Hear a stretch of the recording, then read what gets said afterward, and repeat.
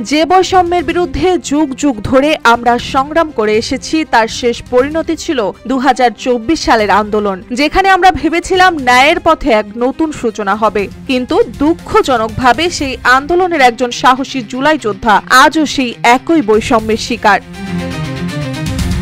সিলেট কৃষি বিশ্ববিদ্যালয়ের তেমনি এক পরিচিত মুখ বাফিল আহমেদ অরিত্র আজ এক চরম অনিশ্চয়তার মুখোমুখি। বিএসসি ইন কৃষি প্রকৌশলী ও প্রযুক্তি অনুষদের স্নাতক সমাপনী পরীক্ষা ২০২৩-এর ফলাফল গত ১৯ জুলাই প্রকাশিত হলেও সেখানে তার ফলাফল স্থগিত দেখানো হয়।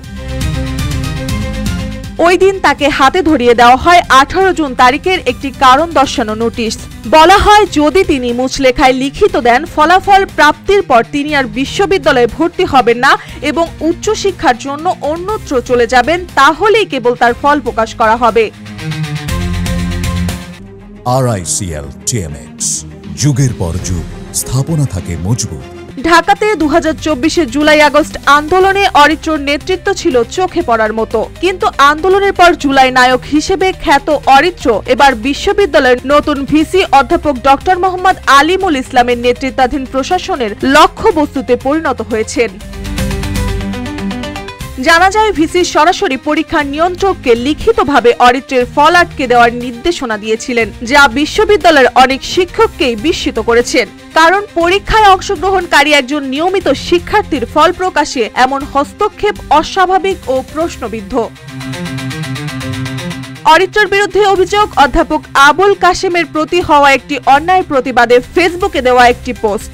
এই প্রসঙ্গে ডক্টর আবুল কাশেম বলেন, এটিকে কেন্দ্র করে একজন মেধাবী ছাত্রের শিক্ষা জীবন ধ্বংস করে দেওয়া যায় না।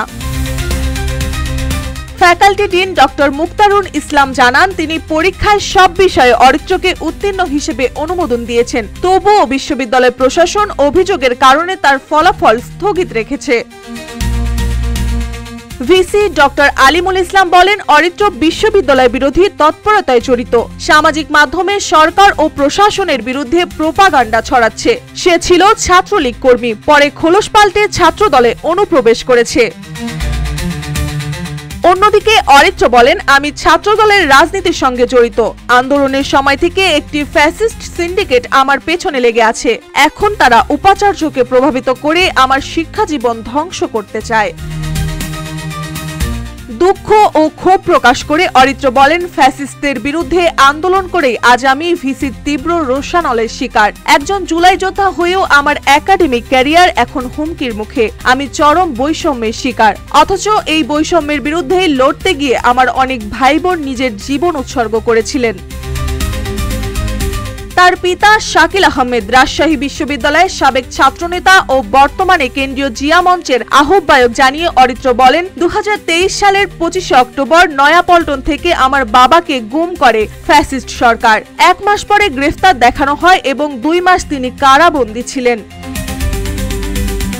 এখন প্রশ্ন উঠছে, একটি ফেসবুক পোস্ট কি একজন ছাত্রের ৪ বছরের শিক্ষা জীবন ধ্বংসের কারণ হতে পারে, নাকি এটি ন্যায়ের মুখোশে ব্যক্তিগত বা রাজনৈতিক প্রতিহিংসার চরম বহিঃপ্রকাশ? মার্জিয়া মৌ, রূপালী বাংলাদেশ।